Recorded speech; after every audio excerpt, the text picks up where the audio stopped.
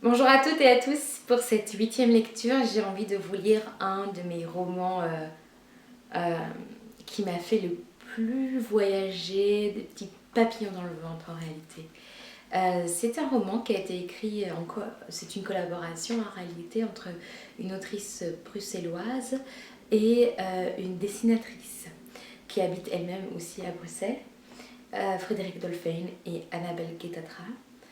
Ce roman, ce livre, cette collaboration s'appelle Comme un air de tendresse au bout des doigts. Et en fait, c'est un roman qui est plein de petites illustrations d'Annabelle Guettatra qui sont pour moi très très très jolies. Alors, c'est un roman qui me touche beaucoup et qui est écrit à deux voix. C'est parti.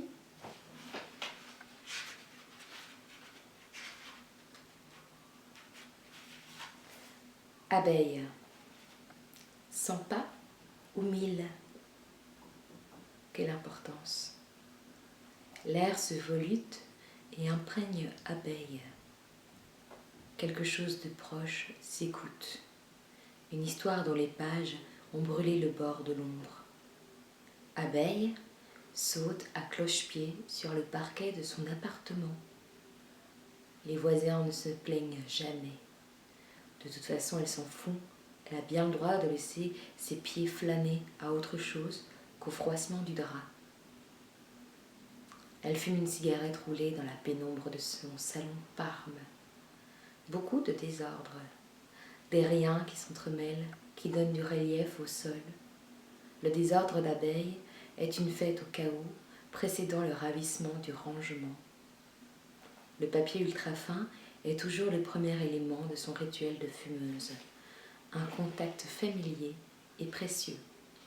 Le bout des doigts circule des deux côtés de la feuille, effaçant le pli qui la sépare en deux. Le tabac joue au nuage avant de frémir sous le rouleau compresseur de l'appareil à roulage. La flamme s'approche et happe un filament définitivement transformé en cendre. Silence transparent. Abeille a horreur de séparation. Cheyenne. 100 pas ou 1000? Quelle importance! Section Grand Brûlé. Cheyenne marche dans le couloir de l'hôpital. Elle lève les yeux et s'arrête dans un léger crissement de basket. Un couinement qui ne dérange personne dans ce lieu de nuit aseptisé. Un de ses lacets est dénoué et donne à ses pas un son particulier. Plic, ploc, plic, ploc. Les ailes d'un insecte translucide, une parcelle de lumière électrique. Sur le plafond du couloir, la bête frôle le grésillement du néon. Il joue dangereusement avec sa vie. Il va se brûler les ailes. Il va se consumer et disparaître. Qui d'entre nous ne s'est pas brûlé la vie? Cette fois plutôt qu'une.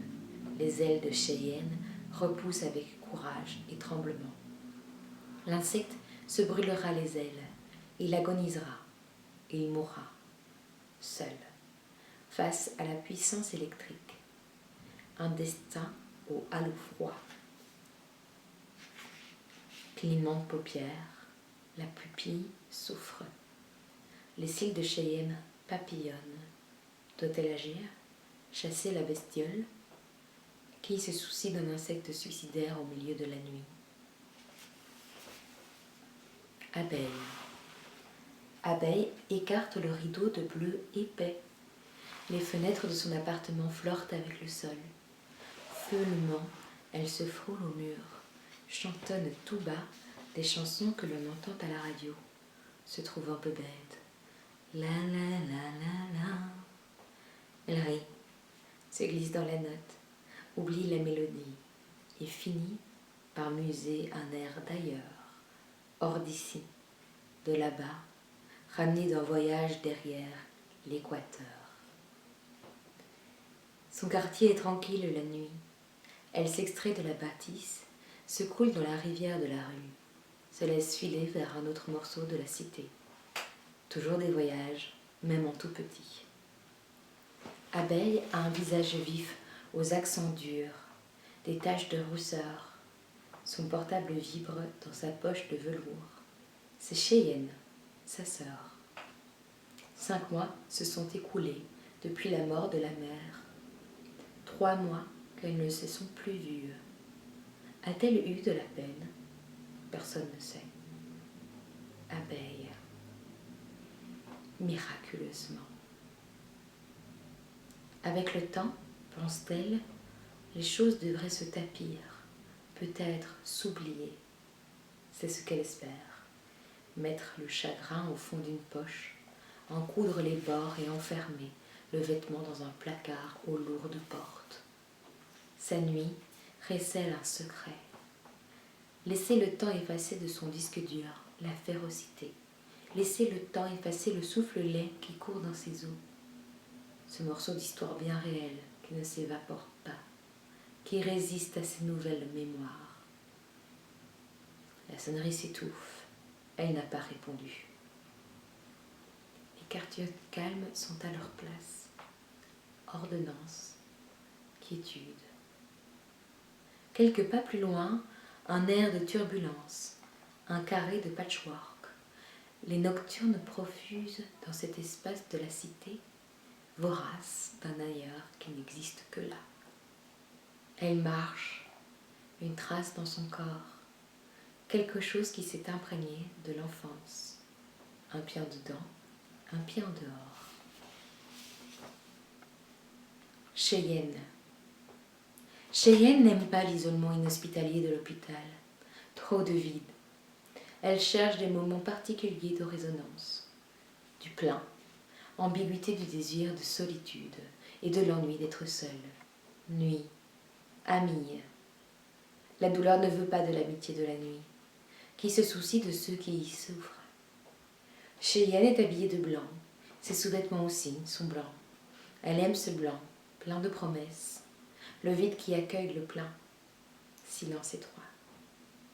Un silence d'espace, sans certitude. Sirène d'ambulance. Un son malheureux qui donne à la tête le réflexe de s'enfoncer un peu dans les épaules, de les projeter un chouïa vers l'avant en comprimant la poitrine, en fermant le cœur. Cheyenne jette un coup d'œil dans une chambre, puis dans une autre. Les portes restent ouvertes. L'ombre lourde et prégnante. Les chambres se succèdent dans le couloir. Configuration répétitive. Et pourtant, à chaque fois, les mondes y sont différents. Les êtres différents. Les douleurs différentes. Elle en est consciente. Elle sait écouter la douleur. Elle sait entendre la vie qui a difficulté à se faufiler dans ses corps. 7 vies, 9 vies, 1, 2, 3 coups. On ne sait pas dans quel théâtre l'autre vit. On ne sait pas comment l'autre est habité par la souffrance. Cheyenne est attentive à ce qu'elle perçoit, les petits moments, les souffles. Elle porte les mains à son corps, ferme les yeux. L'ombre crie, la douleur des autres la touche. Il ne faut pas, il faut prendre de la distance, continuer à marcher dans le couloir, porter les soins et vivre. Ceux qui sont ici sont de grands brûlés, des cramés de l'existence, des rescapés qui devaient avoir une assurance vie dans un endroit très secret, connu de Dieu seul. Elle écoute. Résonance.